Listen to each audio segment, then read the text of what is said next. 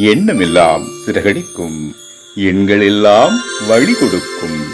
எந்நாளும் ராஜமுகம், எளியோரின் ஏறுமுகம். எந்த நிலை வந்தாலும் வந்த நிலை மாறாத நமது Rajanilai. Rajanilai TV, channel of astrology.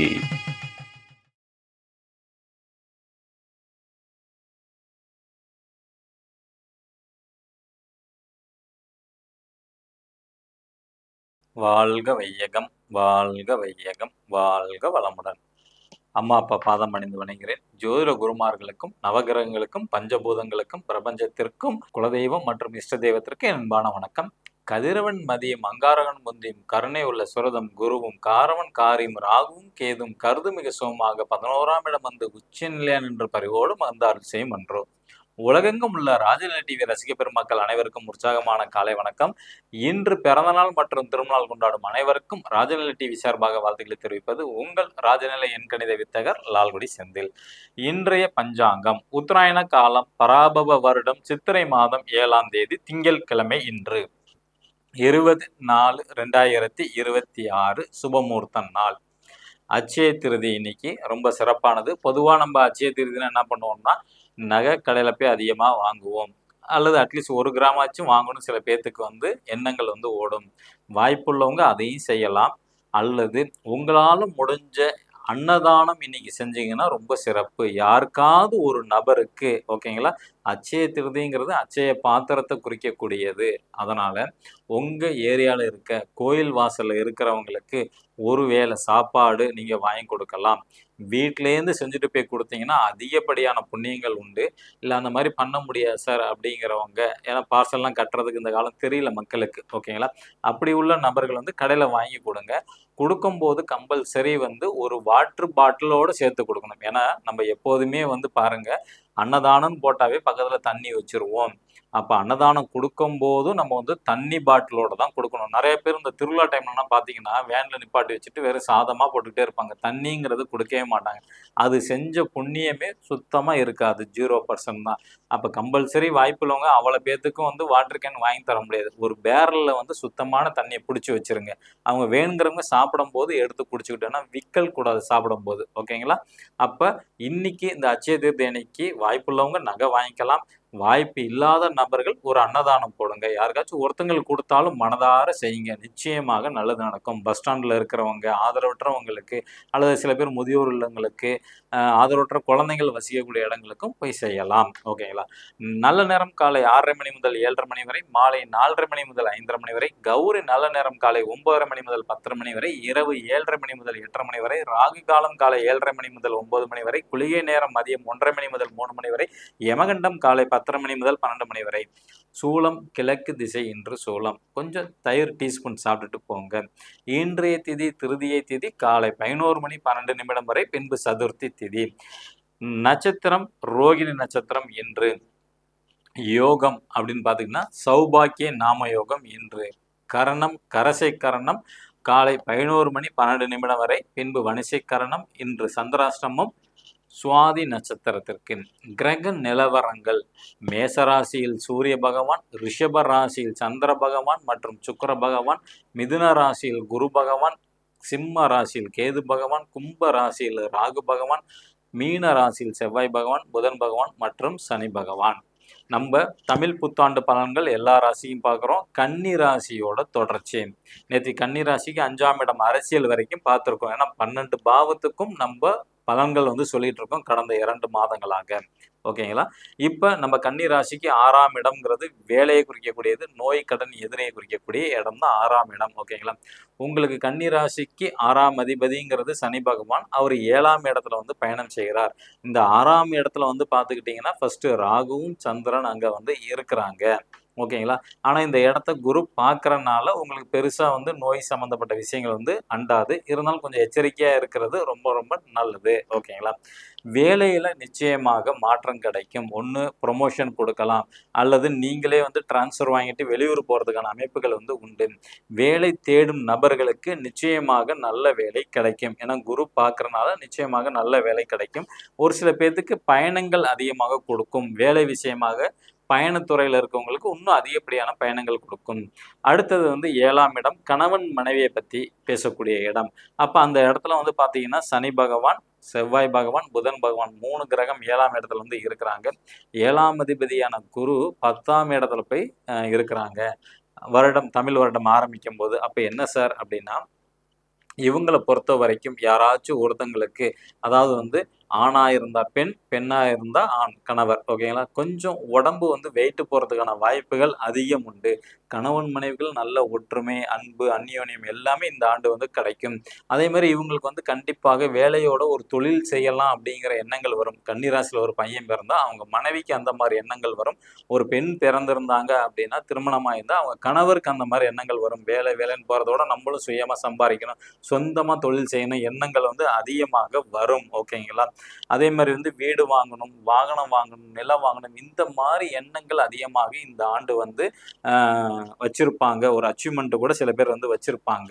ஓகேங்களா? கணவன் மனைவிகள் நல்ல ஒற்றுமை, சந்தோஷம் அப்படிங்கிற அமைப்பு வந்து உண்டு. இப்ப கன்னி ராசியில பிறந்தவங்களுக்கு திருமண யோகம் வந்து உண்டா அப்படின்னு கேட்டீங்கன்னா, இந்த ஆண்டு இந்த ஒரு 1 ஆர் 2 மந்த்துக்கு மட்டும் தடை ஏற்படும், தாமதம் ஏற்படும். உட்பிரிவில பார்த்தீங்கன்னா நிச்சயமாக கிடைக்கும். அடுத்தது 9ஆம் இடம் அப்படிங்கிறது வந்து ஏன் சார் 8 விட்டுட்டோம்னா, கொஞ்சம் நெகட்டிவ் எப்போதுமே உண்டு 8ஆம் பாவத்துல. அதனால நம்ம அத வந்து ஸ்பெசிஃபிக்கா நம்ம வந்து இதுல சொல்லல. 9ஆம் பாவம்ங்கிறது வந்து தந்தையோட தந்தை அமைப்பு. பிளஸ் 9ஆம் இடம்ங்கிறது உங்க பார்ட்னரோட உடன்பிறப்பு, இளைய சகோதர சகோதரிகளை குறிக்கக்கூடியது. ஓகேங்களா? இந்த கன்னி ராசிக்கு 9ஆம் அதிபதியான சுக்கிரன் 12ஆம் இடம் மேசத்துல வந்து சுயசாரத்துல வந்து பயணம் செய்றாரு. அப்படிங்கும்போது மறைஞ்சுட்டாங்க. உங்க ராசிக்கு அது 8ஆம் இடத்துல போய் மறைஞ்சதுனால, கண்டிப்பாக தந்தைக்கும் கன்னி ராசியில பிறந்த நபர்களுக்கும் சின்ன சின்ன கருத்து வேறுபாடு வரும். தந்தைக்கு விரய செலவு வரும். ஏன்னா, அந்த ராசிக்கு 12ல மறையுது. அந்த விரய செலவு சுப செலவா மாத்தலாம். பொதுவா நான் எங்கெல்லாம் விரய செலவு சொல்றேனோ, அங்க சுப செலவு. அப்ப அந்த நபர்களுக்கு நீங்க உங்களால முடிஞ்ச உதவி செய்யணும். உதவி மீன்ஸ் வந்து என்னன்னா, ஆ ஒரு நல்ல ட்ரெஸ் எடுத்து குடுக்கலாம். ஒரு நல்ல ஹோட்டலுக்கு கூட்டிட்டு போய் சாப்பாடு வாங்கி குடுக்கலாம். ஒரு கோயிலுக்கு நீங்க வந்து கூட கூட்டிட்டு போலாம். இந்த மாரி நீங்க வந்து சுப செலவா செஞ்சீங்கன்னா, மருத்துவ செலவு வராது. ஆரோக்கியத்துல வந்து குறை வராது. ஓகேங்களா? ஏன்னா மெடிக்கல்னு போயிட்டீங்கன்னா, உங்களுக்கு வந்து கொஞ்சம் கஷ்டம் தான். அதனால வந்து அத கொஞ்சம் பார்த்துக்கணும். ஏன்னா 9ஆம் அதிபதி சுக்கிரன் சுயசாரத்துல பயணம் செய்றனால, நல்ல ட்ரெஸ்ஸிங் சென்ஸ் வந்து அவங்களுக்கு வரும். அல்லது நல்ல ஆடைகள் வந்து பயன்படுத்தணும் அப்படிங்கிறத வந்து அலங்காரப்படுத்திக்கணும்னு நினைக்கக்கூடிய அமைப்பு, எண்ணங்கள் உருவாகும் உங்களோட தந்தைக்கு. அடுத்தது 10ஆம் இடம் தொழில் மற்றும் மாமியாரை குறிக்கக்கூடியது. அப்ப இந்த 10ஆம் இடம்ங்கிறது வந்து தொழில்ங்கிறனால, நிச்சயமாக அங்க குரு பகவான் இருக்கிறாங்க. அதனால வந்து நல்ல ஒரு அமைப்ப வந்து குடுக்கும். ஓகேங்களா? அதே மாரி வந்து பார்த்துக்கிட்டீங்கன்னா, 10ஆம் இடம் தொழில் சொல்றோம். அங்கேயும் குரு இருக்கிறார் 10ஆம் இடத்திலே. ஓகேங்களா?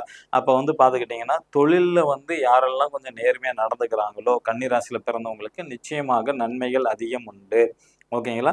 இவங்கள பொறுத்தவரைக்கும் ஏன்னா சனி பகவானோட உங்க 10ஆம் அதிபதியும், லக்னாதிபதியும் சேர்ந்து இருக்கனால, கண்டிப்பா நீதி, நியாயத்த வச்சு தான் உங்களுக்கு வந்து தொழில்ங்கிறது நல்லா அமையும். ஓகேங்களா? நேர்மையாக இருக்க வேண்டும். அதுல கொஞ்சம் கவனமாக இருக்க வேண்டும். 10ஆம் இடம் மாமியார். மாமியார் வந்து கொஞ்சம் பேச்சுல கோபமா இருப்பாங்க.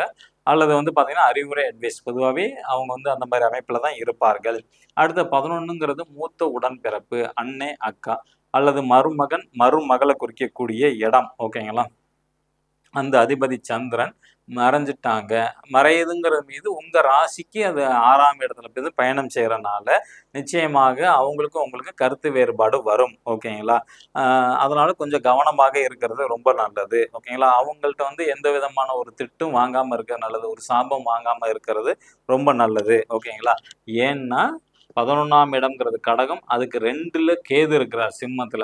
அப்ப அவங்க வந்து டக்குன்னு ஏதாவது ஒரு வார்த்தை சொன்னாங்கன்னா, நிச்சயமாக பலிக்கும் இந்த வருஷம். ஓகேங்களா? அதனால உங்களோட அண்ணே, அக்கா கன்னி ராசியில பிறந்தவங்க அண்ணே, அக்கா, மருமகள், மருமகன்ட்ட வந்து எதுவும் சாபமா வாங்கிக்க வேண்டாம். ஓகேங்களா? அடுத்து 12ஆம் இடம் பதவி உயர்வு. ஸோ 12ஆம் இடம் பதவி உயர்வு அங்க கேது இருக்கிறாங்க. அதனால தடைங்கிறது நிச்சயமாக இருக்கும். ஓகேங்களா? நாளைக்கு துலா ராசிக்கு எப்படி இருக்குன்னு பார்க்கலாம். ஓகேங்களா? இப்ப நம்மளோட ராஜ நிலையோட அதிர்ஷ்டமான எண் இந்த மாரி ஒரு பெர்மனன்ட் மார்க்கர் வாங்கிக்கிங்க. ஒரு ரூ. 25 தான். உங்களோட கோரிக்கைய மனதார நெனச்சுக்கிட்டு மணிக்கட்டுல வந்து எழுதுங்க. இது இப்படி எழுதலாம், இப்படி எழுதலாம். அது எப்படி வேணாலும் நீங்க எழுதலாம். ஆனா உங்களோட கோரிக்கை 100 நாளைக்கு வந்து நிச்சயமாக நெனச்சுக்கிட்டு எழுதுங்க. வெற்றி வாய்ப்பு உங்களுக்கு அதிகம். மேச லக்னம் அல்லது மேச ராசியில் பிறந்த நண்பர்கள் இன்று பயன்படுத்த வேண்டிய ராஜநிலையின் அதிர்ஷ்டமான எண் 12. ரிஷப ராசி அல்லது ரிஷப லக்னத்தில் பிறந்த நபர்கள் இன்று பயன்படுத்த வேண்டிய ராஜநிலை அதிர்ஷ்டமான எண் 08. மிதுன ராசி அல்லது மிதுன லக்னத்தில் பிறந்த நண்பர்கள் இன்று பயன்படுத்த வேண்டிய ராஜநிலையோட அதிர்ஷ்டமான எண் 51. கடகராசி அல்லது கடக லக்னத்தில் பிறந்த நண்பர்கள் இன்று பயன்படுத்த வேண்டிய ராஜநிலை அதிர்ஷ்டமான எண் 54. சிம்ம ராசி அல்லது சிம்ம லக்னத்தில் பிறந்த நண்பர்கள் இன்று பயன்படுத்த வேண்டிய ராஜநிலையின் அதிர்ஷ்டமான எண் 72. கன்னி ராசி அல்லது கன்னி லக்னத்தில் பிறந்த நண்பர்கள் இன்று பயன்படுத்த வேண்டிய ராஜநிலை அதிர்ஷ்டமான எண் 66. துலா ராசி அல்லது துலா லக்னத்தில் பிறந்த நண்பர்கள் பயன்படுத்த வேண்டிய ராஜநிலையின் அதிர்ஷ்டமான எண் 73. விருச்சக ராசி அல்லது விருச்சக லக்னத்தில் பிறந்த நண்பர்கள் பயன்படுத்த வேண்டிய ராஜநிலையின் அதிர்ஷ்டமான எண் 90. தனுசு ராசி அல்லது தனுசு லக்னத்தில் பிறந்த நண்பர்கள் இன்று பயன்படுத்த வேண்டிய ராஜநிலையின் அதிர்ஷ்டமான எண் 84. மகர ராசி அல்லது மகர லக்னத்தில் பிறந்த நண்பர்கள் இன்று பயன்படுத்த வேண்டிய ராஜநிலையின் அதிர்ஷ்டமான எண் 77. கும்ப ராசி அல்லது கும்ப லக்னத்தில் பிறந்த நண்பர்கள் இன்று பயன்படுத்த வேண்டிய ராஜநிலையின் அதிர்ஷ்டமான எண் 16. மீன ராசி அல்லது மீன லக்னத்தில் பிறந்த நண்பர்கள் இன்று பயன்படுத்த வேண்டிய ராஜநிலையின் அதிர்ஷ்டமான எண் 02. இவை அனைத்தும் காமனான பலன்தான். ஓகேங்களா? உங்க ஜாதகப்படி நீங்க பயன்படுத்தக்கூடிய மொபைல் நம்பர் பின் சாஃப்ட்வேர், அதாவது வந்து என்னன்னா 4 டிஜிட் 6 டிஜிட் பாஸ்வேர்டு இதெல்லாம் சரியாக வச்சுருந்தீங்கன்னா நிச்சயமாக விரயம் செலவுங்கிறது வராது. வருமானம் இன்க்ரீஸ் பண்ணிக்கலாம். அதற்கு கீழே உள்ள நம்பருக்கு வந்து தொடர்பு கொள்ளுங்க. நிச்சயமாக குருகாணிக்கை பெற்றுக்கொண்டு தான் உங்கள் ஜாதகப்படி அதிர்ஷ்டமான மொபைல் நம்பர் எடுத்து தரப்படும். இந்த நாள் இனிய நாளாக அமைய அடியேனும் பிரபஞ்சத்திடம் பிரார்த்தனை செய்து கொண்டு உங்களிடமிருந்து விடைபெற்றுக் கொள்வது உங்கள் ராஜநிலை எண்கணித வித்தகர் லால்குடி செந்தில். நன்றி, வணக்கம், வாழ்க வளமுடன்.